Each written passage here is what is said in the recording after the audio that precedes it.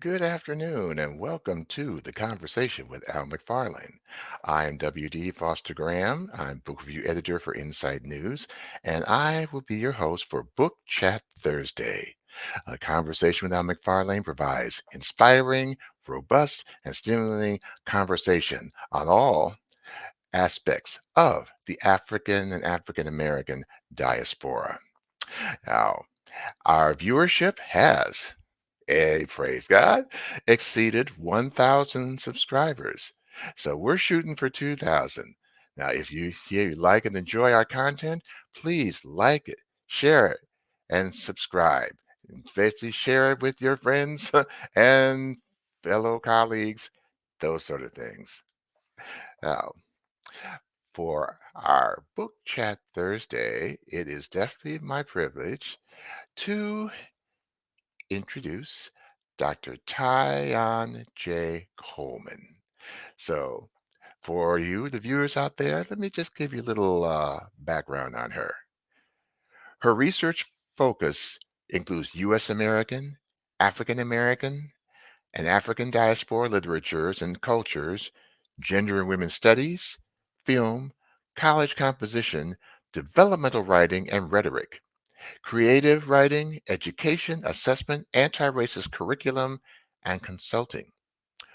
Tyon's most recent projects include the published essay Fool's Gold, and she and three colleagues co-authored grant application, has received part of the $12 million in funding offered by the Mellon Foundation's inaugural higher learning open call for civic engagement and social justice related research and projects to develop an interdisciplinary, intersectional curriculum that would promote anti-racism. The grant project at St. Kate's was awarded $497,000 to use over 3 years. She is a Cave Canem and VONA Fellow. Her writing appears in Bum Rush, The Page, A Deaf Poetry Jam, Riding Shotgun, Women Writing About Their Mothers, The Ringing Ear, Black Poets Lean South, Blues Vision, How Dare We, Write, a multicultural creative writing discourse, and What God is Honored Here, writing on miscarriage and infant loss by and for Native women and women of color. Her critical essay, Disparate Impacts Living Just Enough for the City, appears in the best selling 2016 anthology, A Good Time for the Truth Race in Minnesota, edited by Sun Young Shin. Mapping Our Potential, a poem as a spatial and temporal mapping of human experience, is her TEDx talk.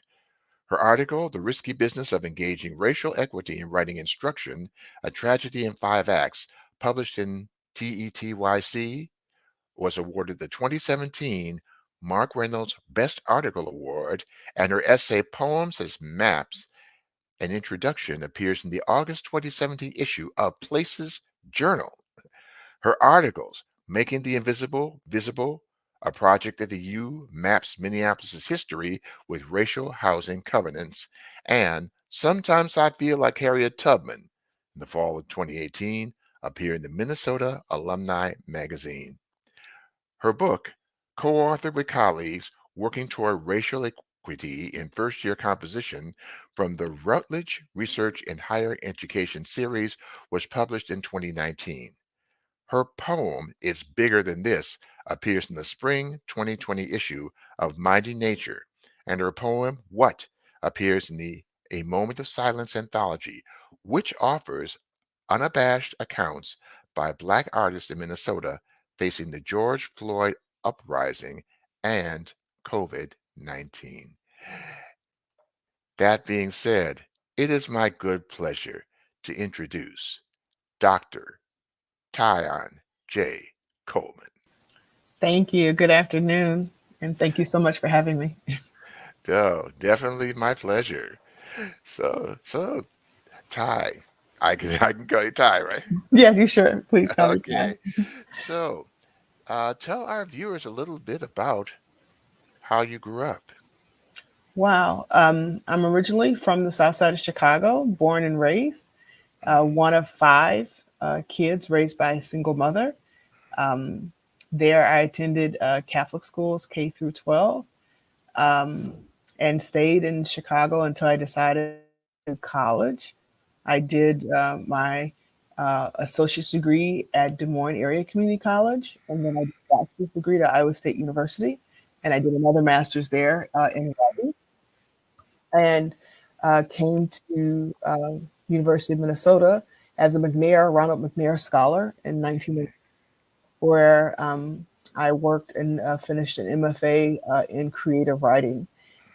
Settled here after spending a year doing postgraduate work at the University of Dar es Salaam in Tanzania. Settled here with my husband and took my first job in the teaching at a local community college. And I've been here ever since. After about teaching a couple years, I decided that I thought, okay, I could sustain enough work to finish a PhD program. And I returned to the University of Minnesota, where I completed my philosophy doctorate in English literature with a minor in African diaspora studies in 2012.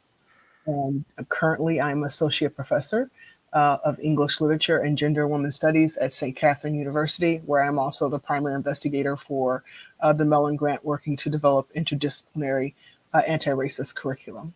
So, in a nutshell, that's it. But more importantly, I live here in the Twin Cities with my partner of soon to be 23 years and three beautiful children.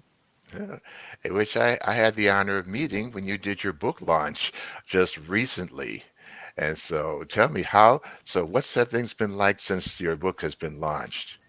Since the launching of Traveling Without Moving, Essays by a Black Woman Trying to Survive in America, published by the University of Minnesota Press, which launched June 4th of this month. It's been amazing, just all types of tremendous opportunities. So first, it's always gratitude, grateful to have my work out there, but it's also been an honor and very humbling to engage with people who have an interest in the work or what they're doing intersects with what the work is about. And I'm sure you know, as a writer yourself, you always have these notions or ideals of what you think you're going to write or what your project is. And then you get to the project and the project is complete. But I'm always so humbled by where the work goes in ways that I could never imagine it. Because in some sense, I think as creators, our job is maybe just to be in those spaces and tell what it is we think we know or how we can help or what it is we want to say. But we can never imagine how the universe or the higher power will use that work to touch and influence other people. So I just want to say it's been humbling and also a lot of learning, which I welcome. So it's just starting and I'm just ready for more. And my New Year's resolution for this year is no Yes, fear, right? I'm trying right. to say yes to everything so that I could just continue to learn and grow. So it's been just great. Yes, indeed. Since I was already there, I was to say, all right, you go, Ty. Thank you. Now, now in talking about your book, what was your inspiration to write your memoir You or know, inspirations? I mean, yeah, that's a good question. I think, and you and I talked a little bit about this before we started. I feel like every time I learn something, the more I'm humbled by how much I don't know, right? right. Even in the midst of what you're doing. So, believe it or not, I never imagined myself as an essayist. My MFA is in poetry, and for the most part, I've been writing and publishing poems here. Um, but when I was started teaching full time, um, sometimes you run all the way around the world only to confront yourself. Indeed. I started to be really interested in trying to figure out, okay, what my experiences were versus what were the experiences of the wonderful human beings who were in front of me, and respecting that they were completely different, right? Because no identity is a monolith. But also, too, thinking about my own struggles toward education, because my educational experience wasn't a straight line, right? And I do think oftentimes what things are recursive, things don't go straight. And I started to become very interested, not only in my one-on-one teaching experiences with students to support their success, but also looking at the structural things of institutions that also might be influencing individual experiences. And so I really just had the wonderful opportunity to be invited to write essays about certain topics based upon my experiences, based upon the places I had walked through. And then before I knew it, I looked up and I saw that I had several essays that I realized could be a collection, right? And I think sometimes that's what the universe does to you, right? Because maybe if I would have been thinking about it too hard, nothing would have happened, right? Yes. And then you look up, and through wonderful editors and other writers that I've had the honor of meeting and working with and being in the community circle with, um, who published my work, encouraged me, tasked me to write on certain topics. I looked up and I had a collection of work um, that was there, and I'm very honored that people felt it was worthy, that it could say something.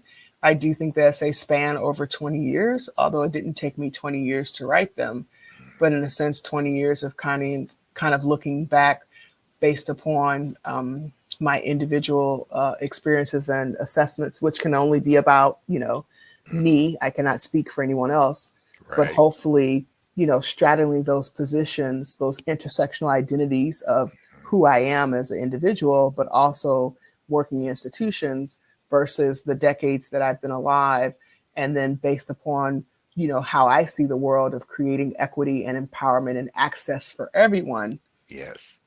How might I write these stories that also include, as I'm a diehard romantic, as I know that you are, believing in love and compassion and empathy and innocence? And I mean innocence in a way of that. And I like to use innocence in a way that one of my favorite writers and mentors, Alex Pate, uses innocence in the Innocent Classroom, in the sense that we all get to be innocent. We all get to be human beings.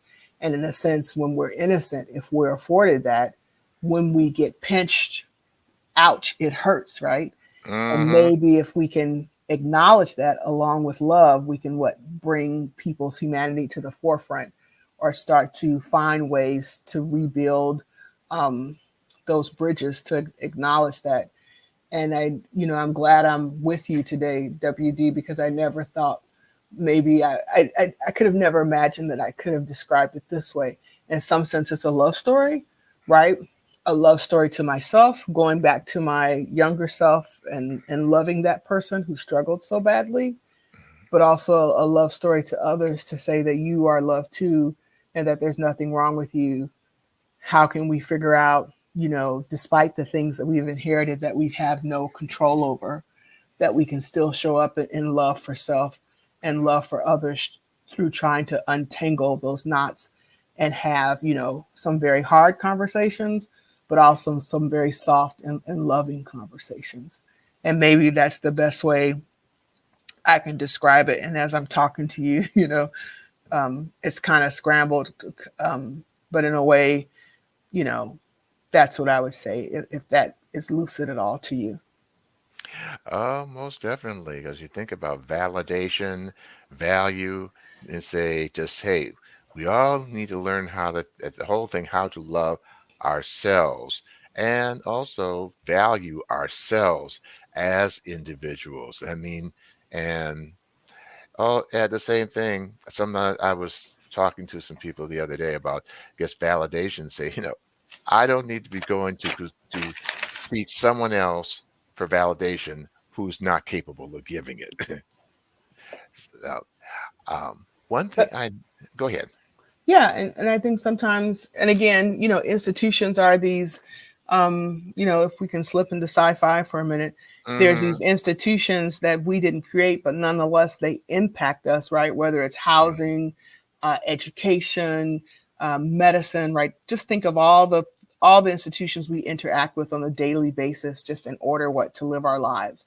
And sometimes you can have experiences with those institutions that make you feel unloved, where the Hmm. institution doesn't love you. And that's even harder, I imagine, if you are from a constructed identity where you have been historically marginalized in society. And so you go through those institutions having experiences, and you think something is wrong with you, right? And you Mm, accept that narrative, as right. opposed to kind of slowing it down and unpacking and seeing where the institution Yeah. maybe has been part of that experience. So then how can not only through self-love can you love yourself and reconstruct and break down that false narrative, but also too, how might we change the institution, but first maybe by changing the people operating within the institution to Mm-hmm. make it so that people then don't have those destructive experiences. Because, you know, WD, you hold space for those who are not here, Mm-hmm. because so many people don't survive their encounters with institutions through no fault of their own. Right. And then we have to hold space for, and who's to say that we will survive ours, because we're actively, right, in the ing verb surviving, Mm-hmm. but every day it is a step. And I think that's how I look at it as I try to understand it. But I also want to say, writing my essays is an attempt to understand what happened, as opposed to just accepting business as usual, which I refuse to do. And maybe through the written word, it can be a way that I can try to make sense of my experiences without self destruction, or um, leaving myself behind, which, unfortunately often happens for women of color, particularly African American women who are descendants of slaves in America. Yes, indeed. Yes, indeed, Ty. See, we went there, WD. We wasn't supposed to go there, and I got to put on my glasses so I can really see really well. Break it down.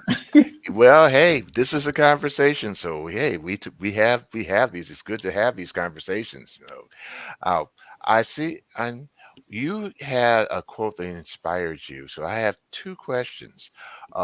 First of all, the quote is by Zora Neale Hurston. If you are silent about your pain, they'll kill you and say you enjoyed it.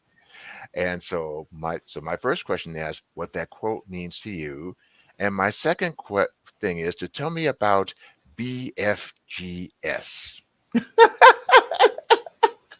I knew you were going to go there. Okay, so first, Zora Neale Hurston, we're just going to say we're not worthy, bad to the bone. Mm, Harlem Renaissance writer. Their eyes were watching God. hmm Totally changed the game. Well, And just her courage, right? I mean, if you look at Their Eyes Were Watching God, how the characters speak the local Black dialect of the characters in Florida, but then the prose is written in the best standard English you can imagine. And the juxtaposition of the voices of the characters versus the standard English, she's being very real clear. I'm not writing this way to make you feel happy. I'm mm, showing you I can do both, but I'm privileging the other, right? I'm privileging my experience, the voices that are inside. And you're like, wow. And it took me a long time to get that right. I can remember the first time I read her work, I struggled with it, right? And I was like, wow. Sometimes, and I'm not going to say I don't value education, because I would be a hypocrite. But mm, sometimes education can make you forget who you are, mm, right?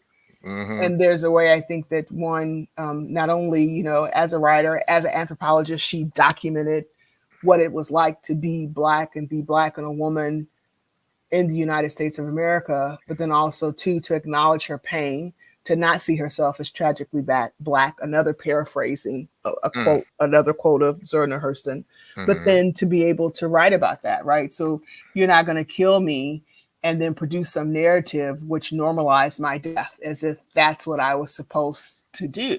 And mm, I do write, and what's understood don't need to be explained. When I write about the murder of George Floyd, that mm, oftentimes in the United States, we set up a system where certain people's deaths are predictable, almost implicitly necessary. And we spin these narratives to normalize it. But really, mm, you're sacrificing certain bodies that you've determined are marginalized in order mm, for other people to benefit and prosper off of that. Kind of like this hmm benefit risk ratio. And Yeah, I kind of see Zora Neale Hurston saying, I refuse to go quietly, and I refuse to go without dignity. And I'm going to right. be resilient. I'm going to stand up. I'm going to tell my truth. And I think about Marshawn Lynch, who I quote often, right? Yes, He yes. says, I know I'm going to get got though, but I'm going to get mine more than I get got.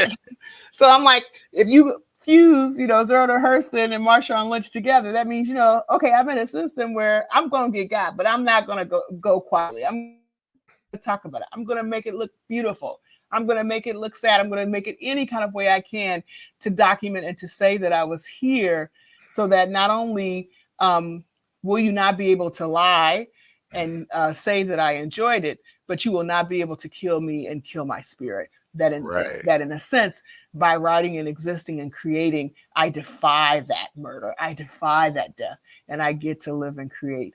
So that's why I like that quote. And you forced me to pick one, but I've already told you a couple others that I like. Uh-huh. And I think it's not fair. You get to ask me, what's your favorite quote? Can I ask you? Well, my favorite quote is by Toni Morrison. Mm-hmm. And that inspired me when I first endeavored to start writing my novels. And it is, if there is a story you wish to read and it hasn't been written yet, then you must be the one to write it. Yes. Now, a very close second is comes from the Queen, Aretha. And she says, be your own artist and always be confident in what you're doing. Yes. Isn't that something? And thank you for sharing those. Right, Mhm, two of my idols as well, especially Toni Morrison. mhm, And you think of Zora's quote too, that in some sense, Toni Morrison is saying we don't see our stories, and it makes it easier, right? When Zora Neale Hurston is saying that they'll kill you and say that you enjoyed it, I also see that killing or that murder as a literal killing, right? But also what creatively, right? mhm, Metaphorically, mhm. emotionally, right? Um, in every aspect. And so, in a way, when you stand in defiance of that, then you can do what Toni Morrison says, right? You Mhm. can not only tell your story, but then by establishing your story, like I do believe Zora Neale Hurston did, and Toni Morrison did, and Aretha with her beautiful singing, then you leave a record, right? You've documented it. They can no longer say that this thing didn't happen, because then you can refer to their works as Yes, evidence that we existed and yes, that we yes. were alive and we thrived and we were beautiful, we were brilliant, we were intelligent, we were totally the antithesis of all those things that institutions and history says justified our necessary murder and death to begin with, right? There you go. So we done brought it full circle, WD. Yes, we have. All thanks to the ancestors, right? Peace and blessings be upon That them. on whose shoulders we stand. That's right. Always, always. Now, BFGS. Black female graduate student, this man impacts living just enough for the city. Another reference to a lot of great quotes, right? Stevie Wonder. Mm, Um, yeah, in that essay, I write about visiting graduate programs that I had been accepted to, and I couldn't decide where to go. Should I go to Minnesota? Should I go to the South? And there were other schools in other states, and for some reason, and it was just my time in life, right? Everybody is different. I was very aware of still being the only one there, and what does it mean to be the only one there, and how do you see yourself and someone else, or versus how do you not see yourself, right? mhm, Was I seeing that Black graduate student, or was I seeing the institution's embodiment of what that meant? So that meant I wasn't seeing that person at mhm, all. And it was probably the first time in my own writing, right? Because there's one thing to like know something in your brain, it's another thing to know it in your heart and live mhm, it. And again, I don't want to objectify that person, beautiful human being, but it was probably the first time in writing I could separate the institutionalized body from the actual human body, which are mm, very two different things, right? Who we are as a representation of what we're supposed to be in order to move through the institution, which is oftentimes not healthy and um, unable to attain. It's also what a constructed identity mhm, versus what's really there. And I think by the juxtaposition of me being, a graduate student and this person being a graduate student, I was able to see the institution at play. And of course, is my way through humor, right? Compassion and empathy, mhm, use my perceptions of this person as a way to demonstrate what the institution does to us as individuals, mhm, that works to what keep us apart. I have a poem that I wrote for a Black principal in New York that mhm, died of COVID. And in that poem, I talked about, these are things that happen when people are confronted with two false choices between two things that are not real. Mm-hmm. And in some ways, it was my first time understanding that we were both victimized within these institutions, doing the best that we could. Um, yeah, and so I think that's what it is. And what does it mean when I entered graduate school in the late 20th century, into the 21st century, to still Mm-hmm. be among the few or the only African American woman in certain programs? What does that do to your body? But also, too, what does it do to the dynamic between two African American women or African American students to begin with? Mm. Right? It's a lot to unpack. Yes, it is. And when I was reading your book and just talking about when you're going around to sit for different grad school programs, Mhm. you said you also went to Tuscaloosa as well as from Minnesota. Yeah. What stuck out for me, and correct me if I'm wrong, but it says there are Confederate flags everywhere, even where we can't see them. Now, would you consider that, was that, say, a comparison or noticing that the same constructs existed in both places? Yeah, I think what I was saying is that the both constructs existed in both places, but I was naive. I didn't understand that. And, in the essay, I talk about owning my ignorance, right? I'm two generations removed from the South, from Arkansas and Mississippi, Mm-hmm. but neither of my grandparents talked much about the South, although eventually they would retire and move back to the South, right? But it was long, once we were adults. My grandfather never talked about Mississippi. I mean, it was only later in life. And then, of course, when he started talking about those were stories that were not, you didn't want to hear, the very hard stories. So all I knew of the South was literally what was eyes on the prize. And I want to be clear, not every experience is the same. I had a lot of Mm-hmm. Black friends who constantly every summer went south to where they were from. That wasn't my experience. And, and these are my words, right? Going on the memories of stories. I think our family was so fractured, so just trying to survive on the paternal side. We were doing enough just to make it to survive in some sense, right? Living just enough for the city. Yes. There was no there to go back to. So I was very afraid of the South. So um, it was full of stereotypes, and not to mean that those stereotypes didn't exist, but people live in the South and thrive and do well very every day. So it's also the realization that to be Black in the South and be Black in the North is very different. Just like I'm sure to be Black in Minneapolis is different than to be Black in St. Paul. So I was being confronted with those stereotypes. And like I said, for the most part, in the essay, I talk about that everyone was particularly nice. It's just I wasn't used to those symbols. I hadn't seen them. And then when I saw them, right, they're in the context of how I had learned about them through Eyes on the Prize and other types of sources. So I think I made this faulty assumption that if I went to school above the Mason-Dixon line, that I would be safe, because I assumed that those flags were clear markers of danger, clear markers of trouble, which I'm sure they are. But my assumption was because those flags didn't exist in the North, that somehow it was safe, and that was a faulty conclusion, right? That was faulty, right? You didn't need to have the flags in order to have what um, the negative racialized experiences. And of course, and I'm not a historian, as I'm sure maybe a historian would talk about it differently, but I do think at this age I'm old enough to kind of talk about. I think um, I want to say in the early part of the 21st century, later 20th century, we've probably learned with the research and data, right, around 2015, or the beginning of the 21st century, we now have enough research to show that, ironically, some of the worst racial disparities are above the Mason-Dixon line in the northern states. So in some sense, us understanding, or let me say us, myself understanding the way in which racism really works, that just because you're above the Mason-Dixon line doesn't mean that it's safer. In fact, it's probably even worse, right? But, worse is a relative term, right? How we talk about that. And I imagine with research, we're still learning, the deep ways and how it affects marginalized bodies.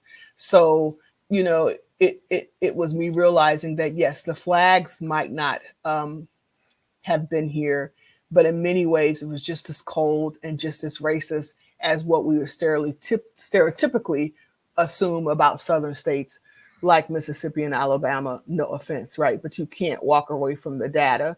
The data is real. And when I published Disparate Impacts in a good time for the truth, race in Minnesota, it was Wisconsin and Minnesota constantly vying for who had the worst or the highest racial disparities in categories which we would measure to determine the quality of life, right? Such as housing and education, employment, net worth. I mean, and these are real categories. And in my ignorance, right? Because in some ways, yes, I grew up poor, but there was a bubble there. I would have never imagined that it could be worse above. And I want to say it's part of us learning. And when I say us, maybe the United States collectively, the very insidious ways in which racism continues to work and to erode not only our humanity, but our diplomacy and our, not diplomacy, our democratic values, the access to democracy, our freedom, our ability to live as equal and free people in the United States holistically. And I think that when I was young, I was working so hard just to finish my education. I didn't allow myself time to think about that, which doesn't mean I wasn't getting dinged by it, but I was just so focused on being finished. I didn't have time to pull back and look. And I think Disparate Impacts is probably when you can say, at least for me intellectually or an essayist, I was finally maybe starting to do the process of looking. And I want to say that I'm still looking because I don't think I have a comprehensive view. I don't think I know everything. So many things about me have changed, right? I'm partnered, I have 3 kids, and I feel like every day I'm seeing something new that I didn't see before. So in a way, and I'll probably get dinged for this, I think those Confederate flags in the United States are everywhere. It is our legacy as part of how this country was founded, the ideologies that exist. And more importantly, not only are those flags there, but then those marginalized bodies are historic, but then also interchangeable. There you go. And like I said, that's powerful testimony right there. So that being said, we're going to take time out for a little commercial break. But when we come back, I'll get the honor of having Ty share an excerpt from her book. Thank you.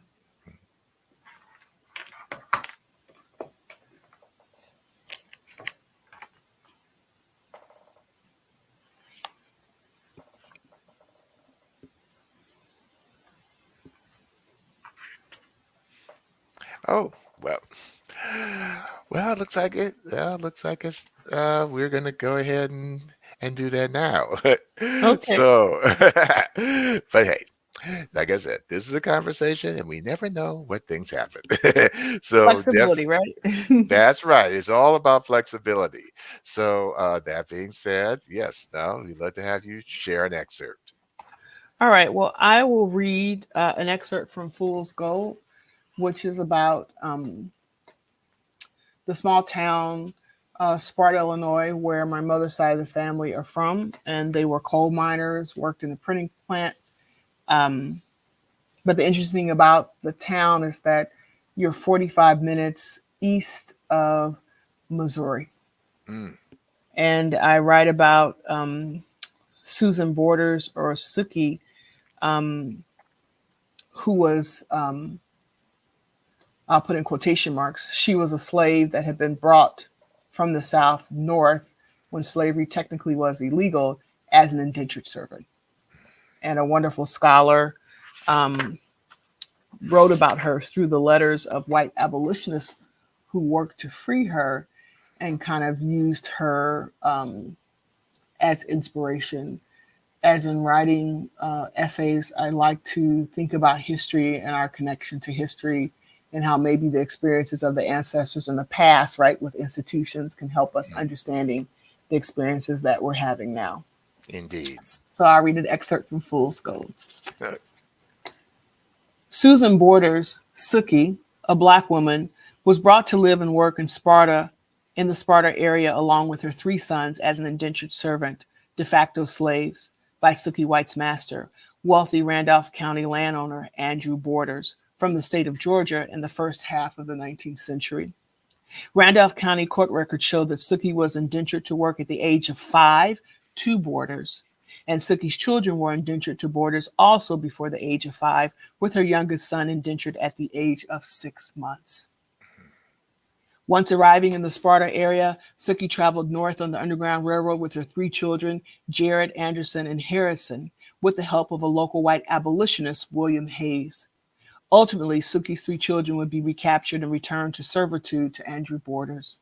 Jared would die in a farming accident, and her 2 other sons would remain enslaved. Sookie, a mother, would live the rest of her life free, but without her 3 children. And keep in mind, this is in a free state of Illinois. So remember we said earlier, where are those markers? Yes. Yes. When my mother died prematurely at the age of 49, it took me years to go through the boxes of her personal belongings. And even 26 years later, her boxes sit in my basement on utility shelves unopened. The one box I did open is an old Lane cedar box. It is full of old pictures, many in black and white, and the ones in early color are old, but still newer. Because the written dates and notes have faded with time on the back of the pictures, I don't recognize all the images, but I see hopeful wide smiles, pretty teeth, bright eyes, round cheeks, faces that are somewhat like mine, some more than others. However, it is not important that I know the people in the photographs because they are important to me because they were important to my mother. She kept them. The cedar box is also full of trinkets, dried pacifiers, honors pins, a broken pink rosary, old pennies, worn thin stripped paper, handwritten, finely cut hospital, infant ID bracelets wrapped in plastic. From the dates on the bracelet, I can make out which bracelet belongs to what sibling, and I count 5, as I am one of 4 girls and 1 boy, the baby. In the corner, there is what I thought was a black rubber ball, but once I unwrapped the old sandwich bag, a tight ball of black hair cushions my fingers. It is my brother's hair. I held my brother's hair in my hand, feeling the magic and soft evidence of loving and wanting more, the best for another human being, so much, and knowing that even though they came from and through you, they couldn't belong to you. At least my mama could keep my baby brother's hair. I remember that my papa and mama had words about it. If you don't cut this boy's hair, I will. You got him walking around here looking like a goddamn girl. Papa fussed at my mother. It was the end of summer when my brother, born in September, was 1 month shy of his first birthday. My mother, newly divorced with Catholic Church approval, drove 6 hours south from Chicago with 3 smaller kids to pick up me and my sister. School would be starting soon, and my mother and all my siblings would spend 1 week in Sparta before we made our way back north with a car full of 1 adult, 5 kids, too many cans of Shasta Pop, ham and cheese sandwiches, canned green beans, collard greens, sun-buttered pickles, and garden-ripe cucumbers and tomatoes stuffed in Kroger grocery store bags. Pawpaw packed our trunk tight with so much food from his 2 gardens, it was a miracle that the tail of our car didn't drag the road all the way north on Highway 57. You know, it's bad luck to cut a baby's hair before they turn 1, and I'm not cutting his hair until after he's 1 year old, said Mama. Stay out of it, said my grandma.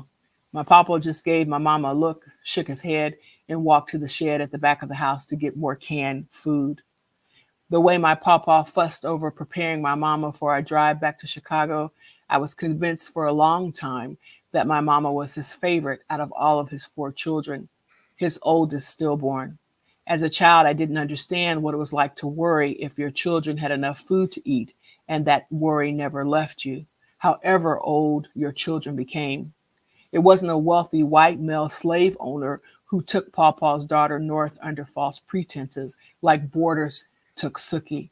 It was a city slicker black husband who convinced her that he would love her forever, but instead believed marriage and gender gave him the right to treat her, a black woman with children, like an indentured servant, a slave.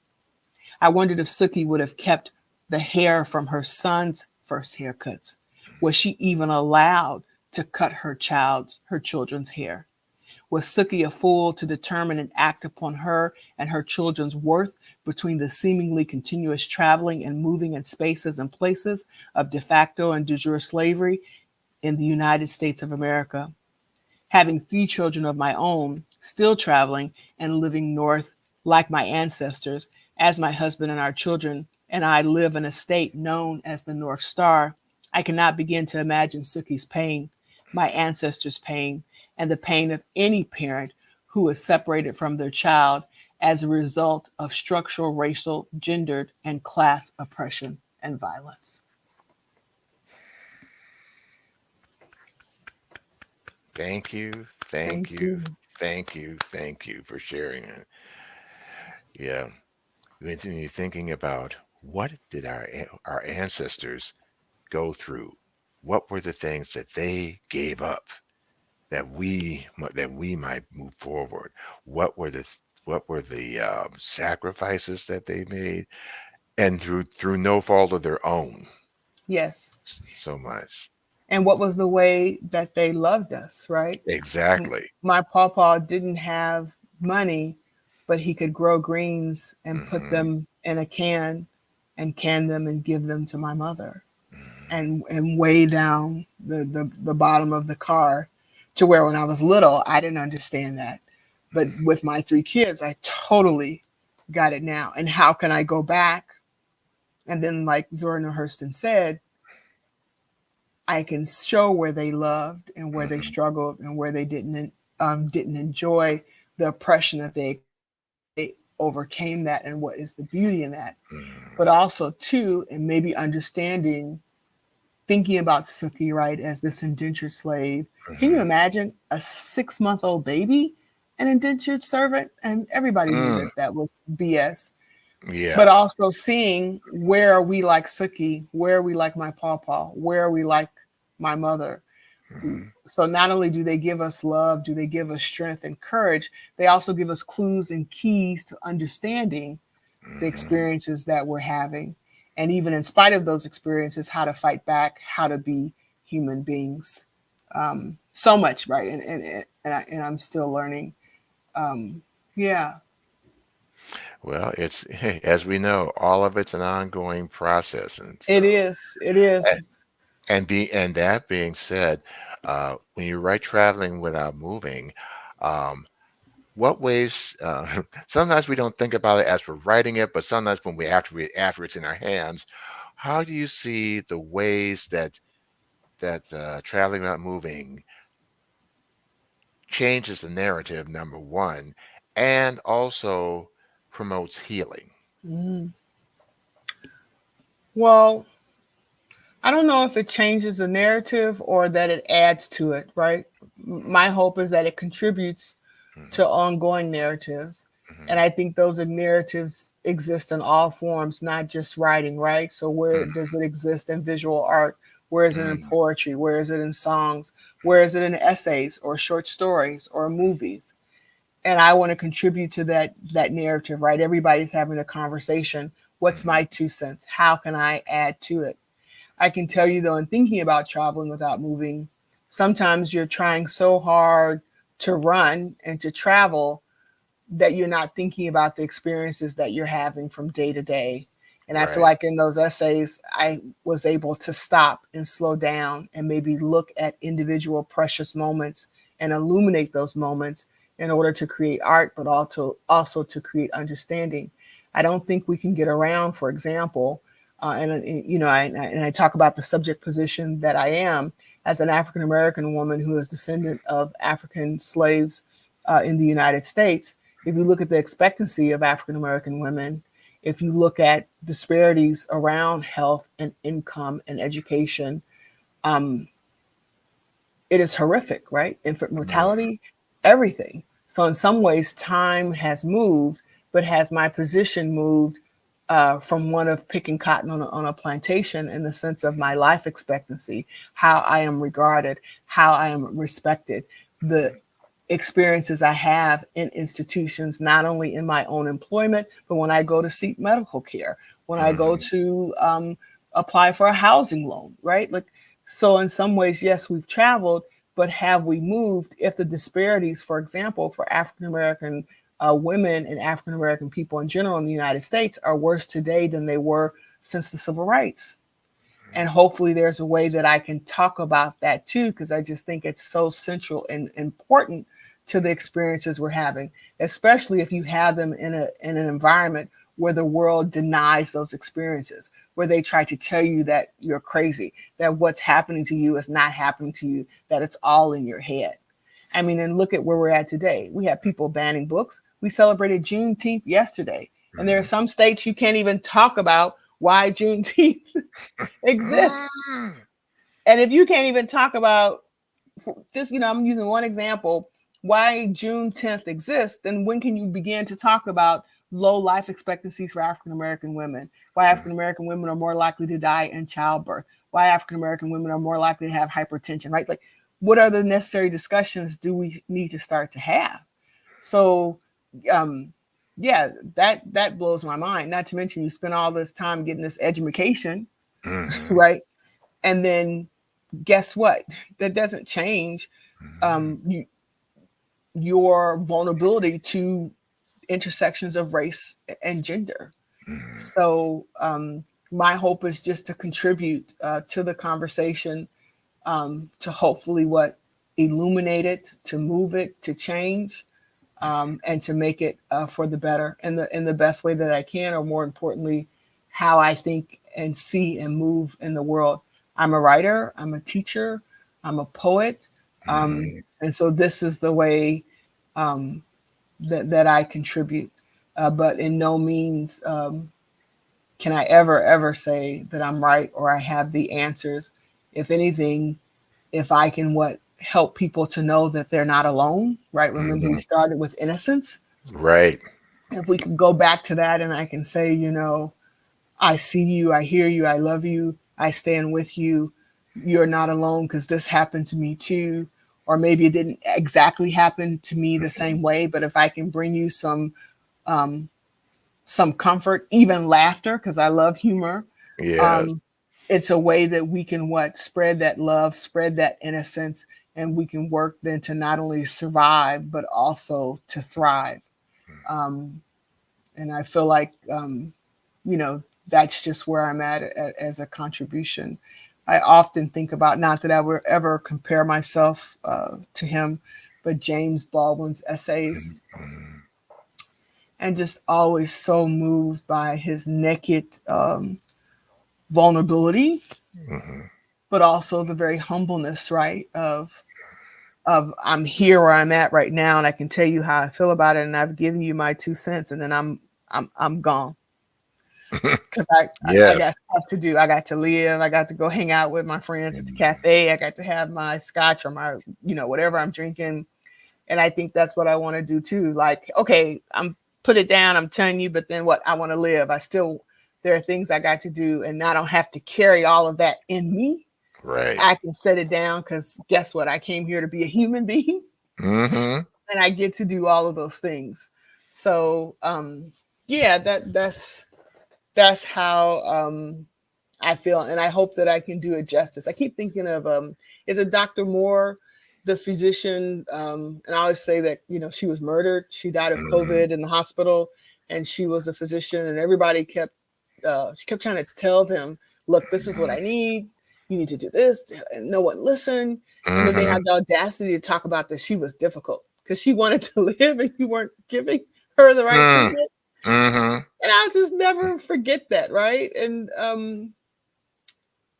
in some sense, I think, yeah, I hope in some way I can tell those stories because, you dare won't live another, century and say that this thing didn't happen. Or to quote Zora Neale Hurston, you dare won't say that you killed us and we enjoyed it. Or more importantly, that we deserved it.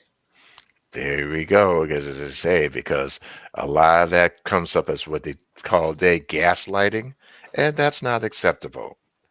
Um, so I want to ask you this question, because where you are now, as the awesome, powerful, and gifted woman that you are today, what advice would you give to your 13-year-old self? You're gonna make me cry. That's wrong, WD. Why you ask that question? It's the advice I would give, that you're beautiful, that you're worthy, that you're loved, that there's nothing wrong with you, that you're not too big. There's nothing wrong with being a big black girl. There's nothing wrong with being sensitive. I would validate what you see because I'm sorry, I'm one of those people that I think kids, young folks are so much more smarter than the adults. Mm, So much more. Um, and I would validate that how you see the world and that it's true. And I'm sorry that sometimes adults are only human. They make mistakes too. And the world isn't always right, but you deserve to live. You deserve to thrive. You deserve to have love and you can still be who you want to be. Um, and that just to live your life to the fullest with no fear, despite even if you experience rejection and pain from others, don't let that define you. And that's what I would say for now. And then I'll just say this to you because me and my 13-year-old, we're still having a conversation. yeah. Well, definitely thank you for sharing it. Now, so as the readers and the viewers of the show today, where can they purchase your book, Traveling Without Moving? Thank you. They can purchase Traveling Without Moving at the University of Minnesota Press website. And if you just Google it, it comes right up, or in my bio. If you link my bio in the chat, at the very bottom of my bio is a link to Traveling Without Moving where the book can be purchased. Awesome, awesome. And thank you.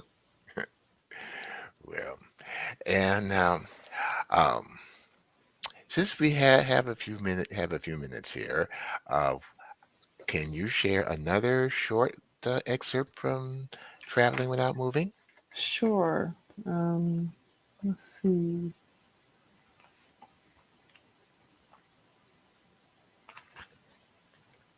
I'm just looking to see. Okay.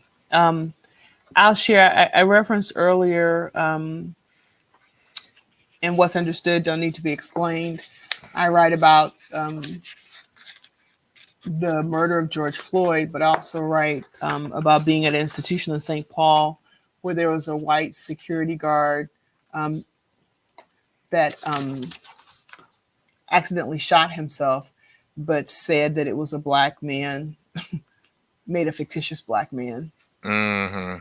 And you know the way my mind works, I always think everything is connected. And so for me, I write about that, but then I also end up writing about George Floyd. So I'll read a little bit of that. Okay. On a Tuesday, and again, the title of the essay, the chapter is What's Understood, Don't Need to Be Explained. It was on a Tuesday, just 2 weeks into the fall of the 2017 semester, when Brent P. Adlers, a white male security guard, was shot and wounded while patrolling a heavily wooded part of St. Catherine University grounds. It was 2 months and a year past the shooting death of Philando Castile by St. Anthony policemen and the start of my second year as one of the few full-time African American tenure track faculty members in the entire university. As I sat in my early 20th century high ceiling office, romantically gazing out of my large picture window, I wondered if it was the same security guard who mistook me and my Tanzanian American husband for janitors a little over a year ago as we excitedly worked into the night to move me into my new office. WCCO and the Minneapolis Star Tribune reported that Adlers told the St. Paul police that he encountered a black man around 9:25 that night. Adlers told the police that he confronted a black male who was wearing a navy blue sweatshirt with a short afro, Hmm. and that the black man shot him in the shoulder, ran through the trees, and jumped over a 6 foot plus fence, then disappeared. After hearing the story, I did the mental self check that most institutionally traumatized black people in America, who are always seen as naturally suspect, do. Am I black? Yes. Do I wear a short afro? Yes.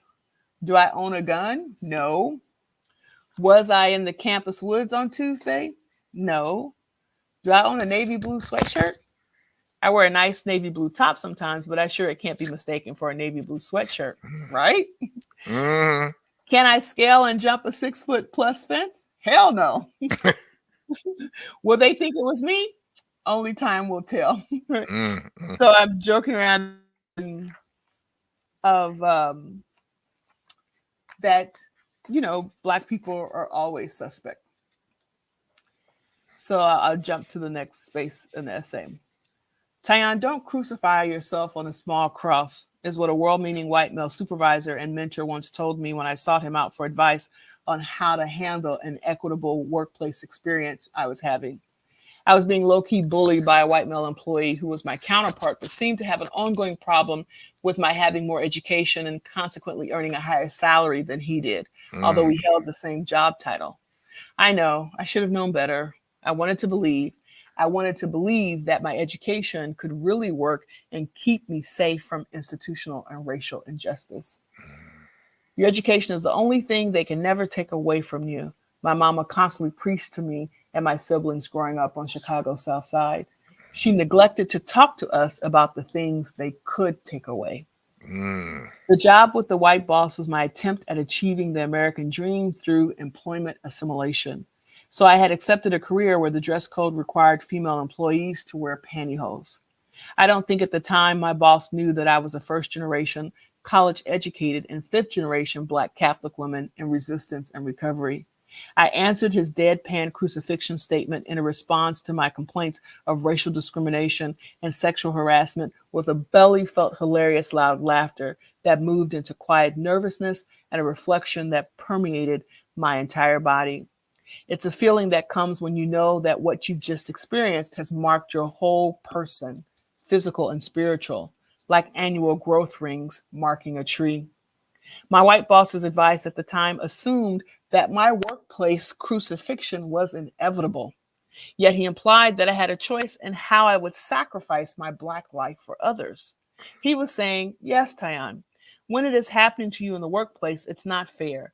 It is wrong, but let this one go. You will have bigger fish to fry.